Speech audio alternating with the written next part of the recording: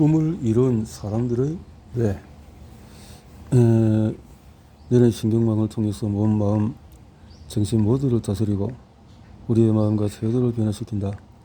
뇌를 통해서 몸의 질병, 부정적인 감정과 에너지, 잘못된 습관에서 벗어나면은 행복, 성공, 건강 이 세 가지가 저절로 이루어질 것이다 라고 조 디스펜자 지음, 김재일, 윤혜경, 엄김 있는데요. 우수 도서로서 과학기술원의 조 디스펜자는 뉴저지 뉴브런즈윅 러트거스 대학에서 생화학을 전공하고 우선 성적으로 카이프로틱 박사, 사이클 경기동 중에 척추가 다쳤구나 12주 만에 걷게 되고 자연치유에 관한 연구를 통해서 기적적인 치유를 경험한 사람들을 만나면서 인간의 마음과 육체를 다스리는 열쇠가 뇌에 있다는 사실을 깨달았다. 그리고 부정적인 감정과 에너지, 잘못된 습관, 몸의 질병으로 고생하는 이들을 위해서 책을 집필했다.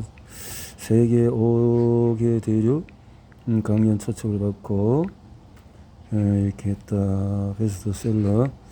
당신도 초자연적이 될 수 있다. 17년, 14년 당신이 플라시보다. 이렇게 책을, 좋은 책을, 꿈에 대한 책을 썼네요. 2009년도에 이 책이 들어왔는데 많이 읽었네. 그래서 13세까지 되어졌으니까 꿈을 이룬 사람들은 조 디스펜자, 김재일, 윤희웅, 엄김. 뇌를 바꾸면 삶이 바뀝니다. 뇌의 무한한 가능성을 믿으세요. 이 책을 집어들었다면 당신은 과거의 패러다임의 변화가 일어난 사람을 감지할 사람일지 모르겠다. 과거의 사람들은 의식을 뇌 활동의 부수적 현상으로 여겼다. 하지만 새로운 패러다임 안에서 의식이 존재의 기반이며 내가 그것의 부수적인 현상이 된다. 후자의 정의가 더 마음에 드는가? 그렇다면 이미 당신은 이 책에서 무언가를 얻어갈 준비가 되었다.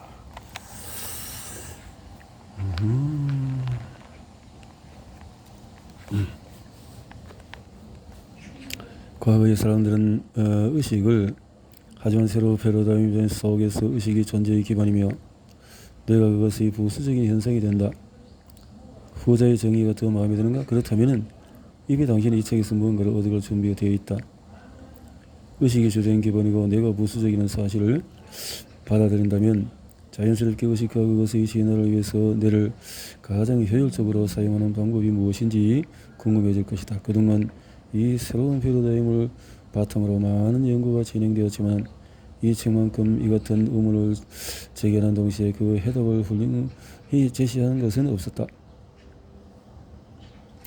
이 책에서 디스펜자 박사는 양자물리학을 바탕으로 의식의 중요성을 설명하고 있다. 그동안 양자물리학은 근본적인 해석 문제를 안고 있었다. 양자물리학에서 객체를 확정한 사물이 아니라 확률의 파동으로 묘사한다. 혹시 당신은 우리 뇌가 확률을 실제로 바꿀 수 있는 능력을 가지고 있다고 생각하는가? 그렇다면 다시 생각해 보기 바란다. 양자물리학에 따르면 뇌 자체는 실제가 아닌 양자 확률로 이루어져 있다. 여기 우리 의식이 뇌의 사물이라는 사실을 더하면 우리 또한 확률이라는 결론이 나온다. 그렇다면 객체가 우리를 괴롭한다고 해서 우리와 객체가 확률에서 실제로 바뀌지는 않는다. 이 사실을 받아들이기 바란다. 확률과 확률이 만나면 더 큰 확률이 만들어질 뿐이다. 당신이 스스로를 양자법칙에 구애받지 않는 뇌와는 별개인 어떤 비물질적인 이원론 존재로 받아들인다면 모순은 더욱 커진다. 만약 당신이 비물질이라면 당신과 공유하고 있는 것은 하나도 없이 뇌와 상호하는 것이 불가능하기 때문이다. 이것이 바로 과학으로는 해결할 수 없는 이원론적인 철학이다. 여기 패러다임의 변화를 이끄는 또 하나의 사고방식, 당신의 의식은 현실의 가장 주요한 바탕이 된다. 그리고 바탕하는 물질, 뇌와 당신이 관찰하는 대상은 양자 확률로 존재한다. 당신의 관찰은 수많은 경우의 확률에서 하나의 경우를 선택하고 있는 것이며 그것이 경험하는 현실이 된다. 물리학자들은 이 과정을 양자 확률 파동의 붕괴라고 부른다. 디스펜자 박사의 제안을 실행에 옮기기 전에 당신은 두 가지 사실을 먼저 인식해야 한다.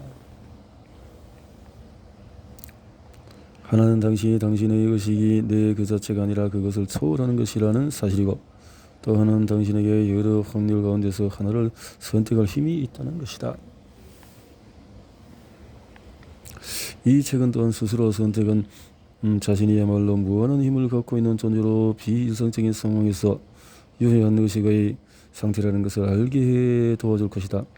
창조적인 통찰을 통해서 당신은 그런 상태에 도달할 수 있으며 내 해를 바꿀 수 있는 준비 상태가 된다. 어떻게 그럴 수 있는지는 디스펜자 박사가 이 책을 통해서 보여줄 것이다. 디스펜자 박사의 책이 과거의 새로운 패러다임을 제시한다는 점 외에도 내가 이 책을 반기는 이유가 또 있다. 그는 감정에 관심을 기울일 것을 강조한다. 당신이 이미 감성지능이라는 말을 들어봤을 것이다. 감성지능이란 이해했다면 당신은 더 이상 감정의 희생양이 될 필요가 없다. 그러나 우리는 감정에 집착하기 때문에 희생양을 자처한다. 혹은 디스펜자 박사의 말을 빌면 우리는 감정에 연결된 내 회로에 집착한다. 여기 짧은 일화가 있다. 아인슈타인이 나치를 피해서 독일을 떠나 미국으로 갈 때의 이야기다.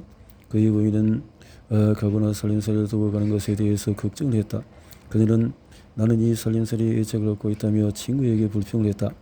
이것을 듣고 아인슈타인이 이렇게 농담했다. 하지만 여보, 그 살림살이들은 당신에게 애착이 없다오. 여기에 핵심이 있다. 당신이 감정에 집착하는 것과 달리 감정은 당신에게 애착이 없다. 당신은 내가 아니다. 그러니 스스로를 내 해로 정의할 필요는 없다.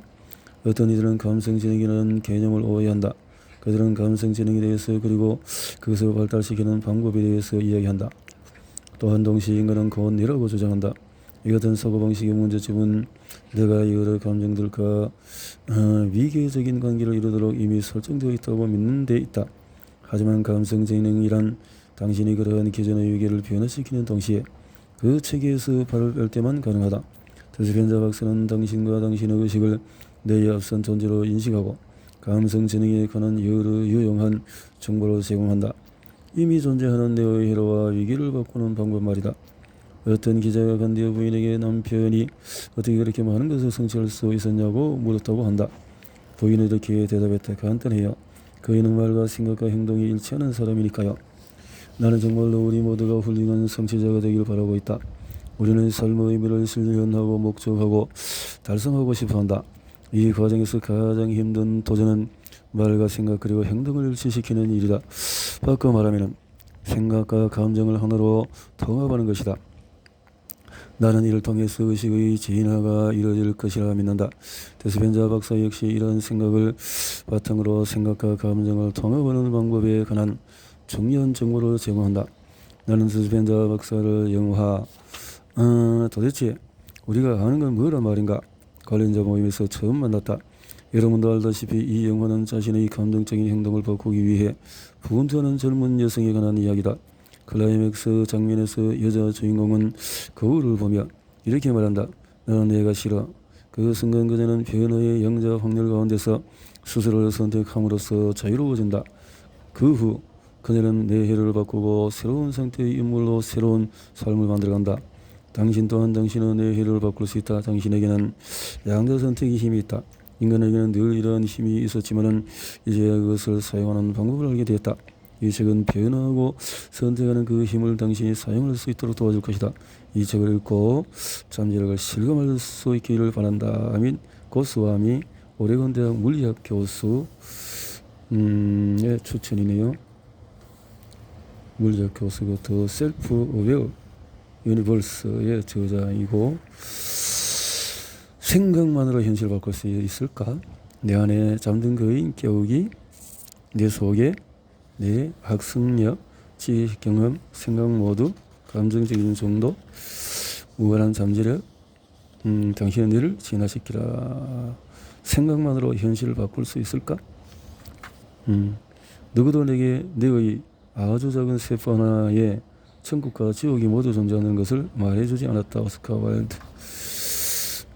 생각만으로 생각을 어떻게 하냐.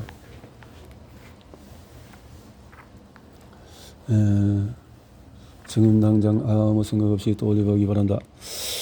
분노, 슬픔, 영광, 기쁨, 심지어는 성적 흥분이라도 괜찮다. 분명한 것은 이러한 생각이 당신의 몸, 즉 당신 스스로를 바꾼다는 사실이다. 생각은 모두 똑같은 영향력이다. 자신감과 자기감, 서로 반대되는 생각도 마찬가지다. 당신이 손가락 하나 까다가지 않고 이 책을 읽고 있는 동안에도 당신의 몸은 역동적인 변화를 겪고 있다. 당신이 어떤 생각을 떠올리면 그 순간 몸에서는 새로운 호르몬이 순식간에 분비된다. 갑자기 내비치는 번개처럼 내게 전류가 밀려들고 엄청난 양의 신경화학 물질이 방출되는 것이다. 이 몸의 내분비선은 면역기의 조절을 위해서 수많은 신호를 내보낸다. 위는 위액을 분비하고 간은 정말 효도 없던 효소를 생산하기 시작한다. 심장박동이 불안정해지고 피의 움직임 역시 달라진다. 심지어 손발의 모세혈관에 공급되는 혈액의 양까지 달라진다. 이 모든 것이 무심코 떠올리는 생각 때문에 일어난다. 생각의 힘은 그만큼 강력하다. 어떻게 이런 일이 가능한 것일까? 우리는 내가 몸 자체의 활동을 통제한다는 것을 안다. 하지만 생각이 내게 끼치는 영향에 대해서는 알지 못한다. 생각이 좋든 싫든 간에 머릿속에 어떤 생각이 떠오르면 위에서 설명한 반응이 일어난다. 의식적이든 무의식적이든 생각이 우리 몸의 반응을 일으키는 것이다. 이 사실을 받아들이기만 하면 생각의 영향력이 얼마나 광범위한지 이해할 수 있다. 예를 들어 우리가 무의식적으로 어떤 생각을 매일 반복한다고 가정해보자. 이 생각이 몸속에서 일련의 화학작용을 일으켜서 실제로 느끼는 것뿐만 아니라 느끼는 방법까지 결정한다면 어떻게 될까? 혹시 반복적인 생각 때문에 건강을 잃게 될 수도 있을까? 만약에 생각을 통해서 몸속의 화학작용이 정상 범위를 벗어난다면, 그리고 몸이 비정상적인 상태를 정상으로 인식하게 된다면 결국 그렇게 되지 않을까? 물론 이러한 과정을 혹시 알아차리기는 힘들다. 하지만 더 큰 문제는 지금까지 우리가 이러한 것을 알려는 시도조차 하지 않았다는 점이다. 알려고 하는 생각조차도 하지 않았다는 것이다. 알려고 하는 생각조차도 하지 않았다. 자,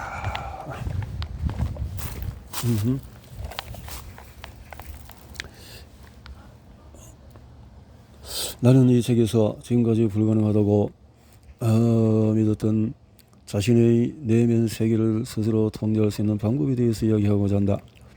주제는 바로 여러분 자신이다. 이제 주의를 집중해서 주변의 소리에 귀를 기울여 보기 바란다.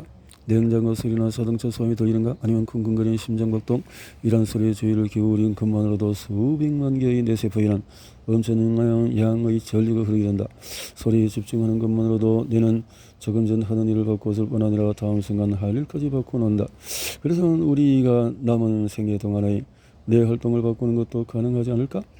다시 이 책에 주의를 기울여보자. 당신은 주변 소리에 귀를 기울이는 것만으로도 뇌에 가는 혈액의 흐름을 바꿨다. 또한 뇌에 다양한 전기 자극을 발생시키고 전류의 흐름과 방향도 바꿔놓았다. 수많은 종류의 신경세포들은 화학적으로 교류하면서 서로 강한 유대관계를 형성하기 때문에 주위를 살짝만 돌려도 복잡하게 얽힌 뇌 신경망에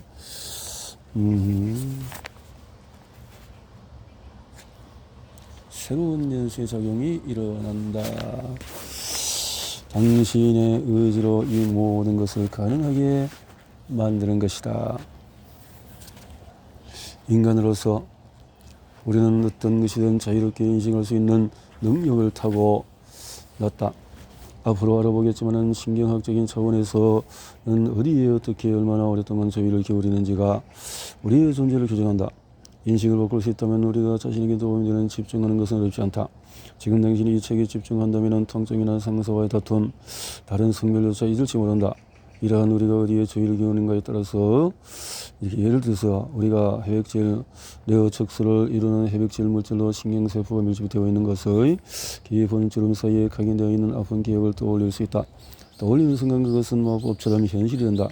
또한 우리는 생각 이전까지는 존재하지 않았던 미래에 대한 불안과 걱정을 느끼기도 한다. 주의를 기울이면 모든 것은 현실이 되고 방금 전까지만 해도 존재하지 않았던 것이 실제하게 된다. 신경과학에서는 우리가 통증에 주의를 집중할 때 통증을 느낀다고 말한다. 왜냐하면 통증이란 통증을 인지하는 뇌의 회로에 전류가 흐를 때 발생하기 때문이다. 만약에 우리가 통증이 아니다는 것에 주의를 집중한다면 통증을 처리하는 뇌회로와 몸의 감각들이 꺼질 것이다. 그리고 순간에 통증은 사라진다. 하지만 통증이 정말 사라졌을까라고 생각하는 순간 뇌회로가 다시 작동하면서 통증이 돌아온다. 뇌회를 이렇게 반복적으로 적용하면 통증과 뇌회로 사이의 연결은 더욱 강해진다. 통증에 집중하면 할수록 통증이 더 민감해지는 것이다. 어디에 주의를 기울인가는 그만큼 자신에게 많은 영향을 미친다. 이것은 과거의 고통이나 기억이 나를 어떻게 만드는지 설명하는 한 가지 방법이 될 수 있다. 반복적으로 생각하고 집중하는 것이 자신의 존재를 결정하는 것이다. 마침내 신경과학은 반복적인 생각이 인간의 신경학적인 구조를 결정짓는다고 이해하는 단계에 이르렀다. 인간을 구성하는 것, 예를 들어서 꿈, 기억, 희망, 감정, 두려움, 습관, 고통, 즐거움 등은 모두 1000개나 되는 뇌세포의 활동에 담겨 있다. 여기까지 이 책을 읽는 것만으로도 당신의 뇌는 영구적으로 달라졌다. 아주 작은 정보로도 뇌세포 사이에 새로운 연결이 만들어져서 당신이라는 존재, 당신의 정체성을 결정한다. 예를 들어서 배움, 기억, 경험, 행동, 스스로에 대한 인식 등은 신경세포들 간의 연결을 결정짓고 계획적인 존재로서 당신이 누군지를 알려준다. 이 모든 과정은 현재의 진행형이다. 당신의 존재를 설명하는 뇌세포의 구성은 끊임없이 변화한다. 뇌는 고정되어 있으며 변하지 않는다는 생각은 버리기 바란다. 실제로 뇌세포는 끊임없이 변화하며 우리의 생각과 경험에 의해서 재구성된다. 신경세포는 뇌의 협액체를 구성하는 단순한 작은 막대기 모양의 조직이 아니다. 그보다는 복잡하게 얽힌 조직 속에서 미세한 전기를 띠고 서로 밀고 당기며 춤추는 조직이라고 할 수 있다. 이 책에 적힌 단어를 읽고 이해할 수 있다는 것은 당신이 살면서 많은 상호작용을 경험했다는 증거다. 그동안 만난 수많은 사람들이 당신을 가르치면서 뇌의 작은 부분까지 본질적으로 바꿔놨다. 부모와 선생, 이웃, 친구, 문화가 형제의 당신을 있게 한 것이다. 심지어 당신은 이 책을 읽고 있는 이 순간에도 계속 변하고 있다. 다양한 경험을 통해서 감각은 마음이 이르는 종이 위에 자신에 관한 이야기를 적는다. 우리의 목표는 뇌와 마음이 연주하는 이 놀라운 음악을 능수능란하게 지휘하는 것이다. 그렇게 된다면 우리는 자신의 정신활동을 조정할 수 있다. 그럼 이제 뇌를 조금 더 바꿔보자. 먼저 오른손 엄지와 새끼손가락을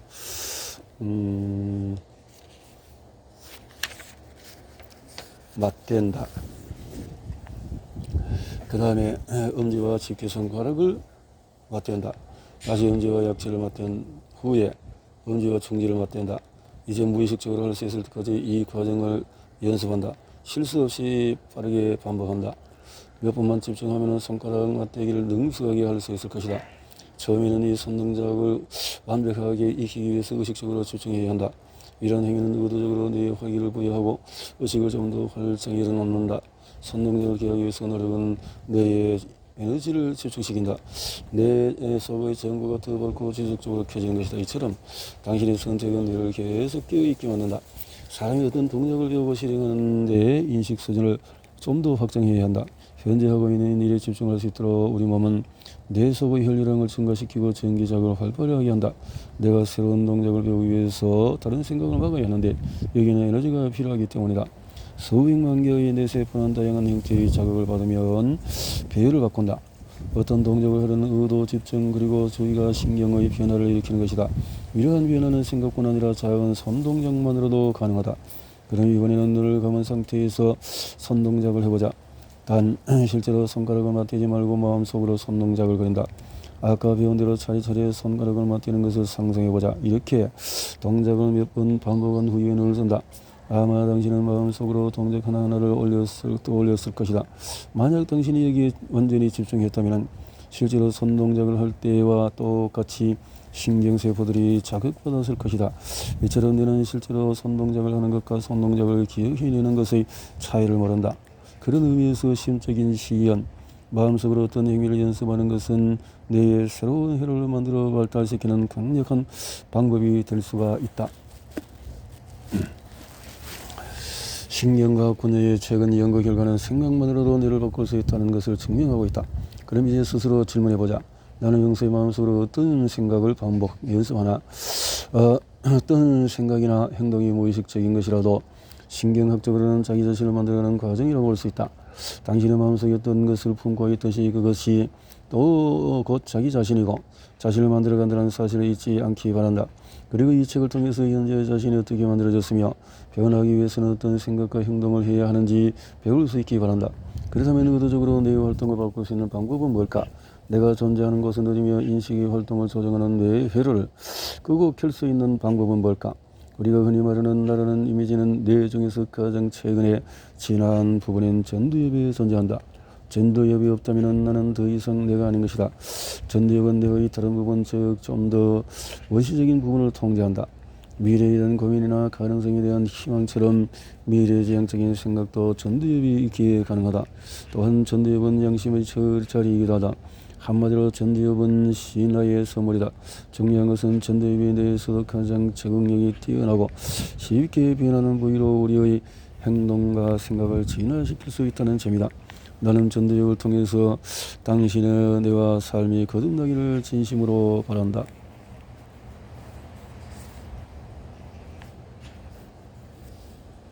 나를 변화시키려면 인간은 다른 동물들과 달리 자신을 변화시킬 수 있는 능력을 지니고 있다. 전두엽을 통해서 본능을 뛰어넘는 삶을 살 수 있는 것이다. 인간은 지구상의 다른 어떤 종보다도 진화되고 발달된 전두엽을 가지고 있다. 그래서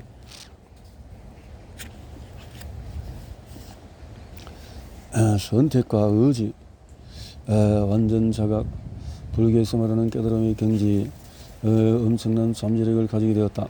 한마디로 인간은 전두엽이 있기 때문에 실수를 통해서 배우며 더 나은 인생을 살 수 있다. 물론 인간 행동의 상당 부분이 유전적으로 결정되어 있는 것 또한 사실이다. 그렇다고 우리가 후 세대에 진화의 선물을 줄 수 없다는 뜻은 아니다. 왜냐하면 인간은 동물과 달리 한 세대 안에서도 진화를 가능하게 만드는 전두엽이라는 장치를 갖고 있기 때문이다. 예를 들어서 우리가 새로운 행동을 하면 그 경험은 유전자에 기록된다. 그리고 이 기록은 현재의 우리뿐만 아니라 다음 세대를 위해서도 사용된다. 여기서 한 가지 되짚어보자. 최근에 우리는 새로운 경험을 얼마나 많이 했는가? 최근에 분자 생물학 분야에서 유전자 역시 인간의 뇌세포가 변화하는 수준만큼 바뀔 수 있다는 개념이 발전하고 있다. 중요한 것은 우리가 신경학적으로 혹은 화학적으로 세포에 어떤 자극을 준다고 해서 잠재되어 있는 막대한 유전적인 정보를 바꿀 수 있느냐는 점이다. 우리가 생각과 반응을 관리하고 조절함으로써 스트레스로 가득 찬 몸과 마음을 의도적으로 변화와 계획이 가능한 상태로 바꿀 수 있을까? 그리고 생물학적인 한계를 뛰어넘어서 더 진화된 인류가 될 수 있을까? 물론 가능하다. 나는 이 책을 통해서 생각의 변화가 실제로 생물학적인 변화로 연결될 수 있음을 보여줄 것이다. 지금까지 우리는 질병을 유발하는 유전자가 외부 환경에 의해서 작동한다고 생각해왔다. 하지만 인간은 외부 환경과는 상관없이 자신의 내적인 환경을 잘 다스림으로써 유전자를 변화시킬 수 있다. 예를 들어서 한 공장에서 20년 동안 함께 일하면서 같은 발암물질에 노출되었던 노동자들이라도 어떤 사람은 암에 걸리고 어떤 사람은 그렇지 않다. 왜일까? 외부 환경에 대처하는 두 사람의 내적 환경이 달랐기 때문이다. 인간 몸에 대한 연구 중에서 스트레스가 인체에 미치는 영향에 관한 내용을 큰 비중을 차지한다. 생존의 일반적인 목표인 대부분의 생물에게 스트레스는 필수적이다. 그러나 보통 생존에 급급하면 진화는 일어나지 않는다. 스트레스로 인해서 분비되는 화학물질에 반응하면서 동일한 행동을 반복하는 데만 뇌를 사용하기 때문이다. 말하자면 지속적인 스트레스는 인간을 짐승에 더 가까운 존재로 만든다고 할 수 있다. 스트레스는 우리의 체내 환경을 교란하고 세포의 파괴를 유발한다. 이 책에서는 스트레스의 단기적인 영향뿐 아니라 장기적인 부작용에 대해서도 다룰 것이다. 이를 통해서 당신은 자신이 받는 스트레스가 과연 가치 있는 것인지 스스로 묻고 결국에는 그것에 벗어나기로 결심하게 될 것이다. 때로 우리는 정서적인 혼란으로 인해서 내적인 상태를 바꾸는 것을 힘들어한다.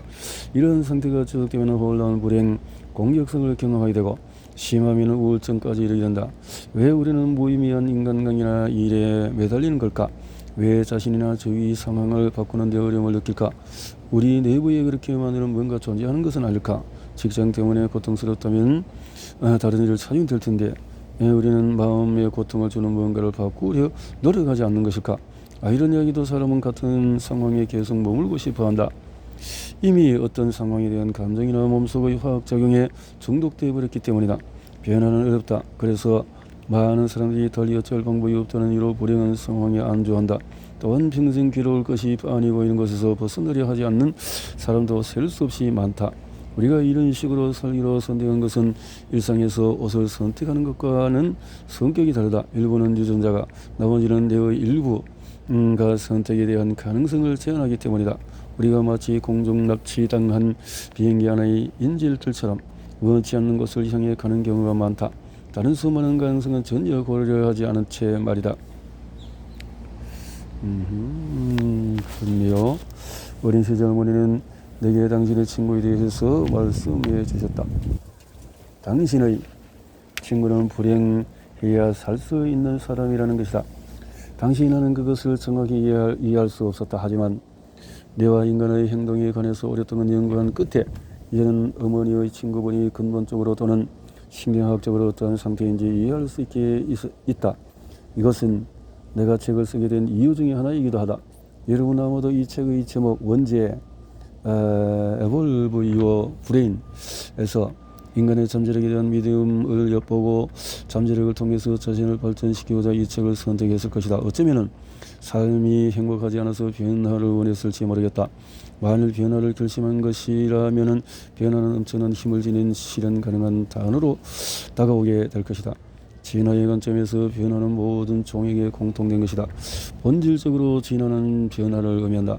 변화는 환경에 대한 적응을 의미하기 때문이다. 인간에게 환경이란 삶의 모든 것을 의미한다. 우리가 사랑하는 것, 사회적인 지위, 사는 곳, 생업, 부모, 자식 관계, 살아온 경험, 이 모두가 바로 환경이다. 하지만 이 책에서 제안하는 변화는 단순한 환경의 변화 그 이상을 의미한다. 삶에서 어떤 것을 변화시키는 것은 있는 그대로가 아니라 달라지게 하는 것을 의미한다. 그렇다.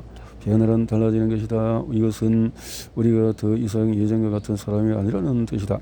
우리는 살면서 사고방식, 행동, 언행, 습관 그리고 정체성을 바꾼다. 우리는 자신의 뇌를 변화시킬 수 있다. 우리는 마음을 바꾸거나 세상을 바라보는 관점을 바꿈으로써 신경을 변화시킬 수 있다. 자, 대부분의 사람이 올이나 거의가 보인다고 이렇게 하죠. 이 그림을 보고 무엇으로 보이는가? 대부분 사람이 올이나 거의? 어렵지 않다. 우리는 그림에서 새의 형태가 갖는 어떤 패턴을 인식한다. 이것은 기억은 여기 쪽의 측두엽에 어떤 대상을 식별하고 알아보는 중추에 존재한다.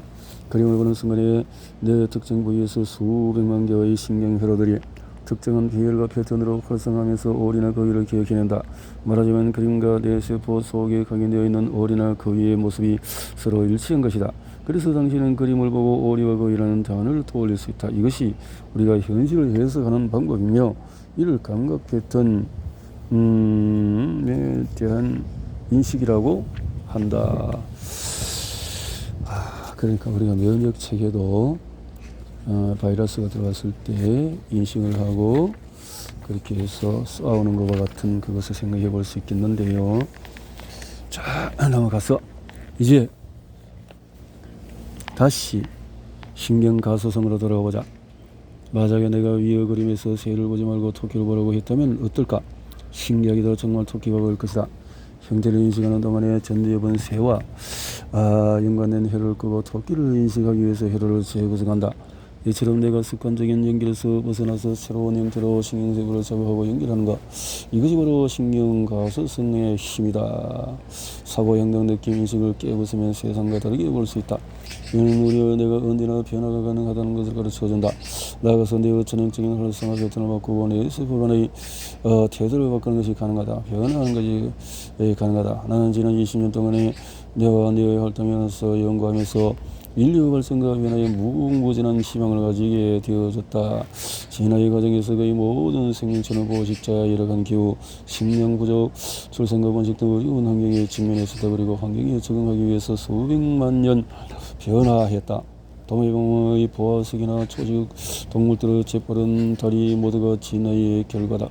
생명체는 변화하는 다양한 환경에 노출됨으로써 적응력이 강한 존재로 발전해 나간다. 환경의 변화에 도전을 받으면 생명체는 적응을 위해서 행동을 수정한다. 그리고 그 변화가 유전자에 암호화되면서 진화가 이루어진다. 그런 노력은 본능, 탁월한 기술, 습성, 충동, 성향, 고도의 건강 능력 같은 선천적인 행동 패턴으로 나타난다. 그래서 사람들은 이렇게 오랜 세월에 걸쳐서 형성된 유전자는 바꿀 수 없다는 생각하는 경향이 있다. 환경에 의해서든 아니면 유전자 프로그램에 의해서 일단 유전자가 발현되면 인간은 특정한 방식으로 행동하게 된다는 것이다. 분명히 유전자가 우리의 정체성에 큰 영향을 미치는 것이 사실이다. 유전자는 보이지 않는 손으로 우리를 타고난 성향으로 이끈다. 그렇기 때문에 환경의 변화를 극복한다는 것은 우리의 의지가 환경보다 더 위대한 것을 입증하는 것이자 현재의 조건에 더 이상 유효하지 않은 과거의 습관을 깨는 것이다. 물론 변화하고 진화한다는 것은 결코 편안하고 쉬운 일은 아니다.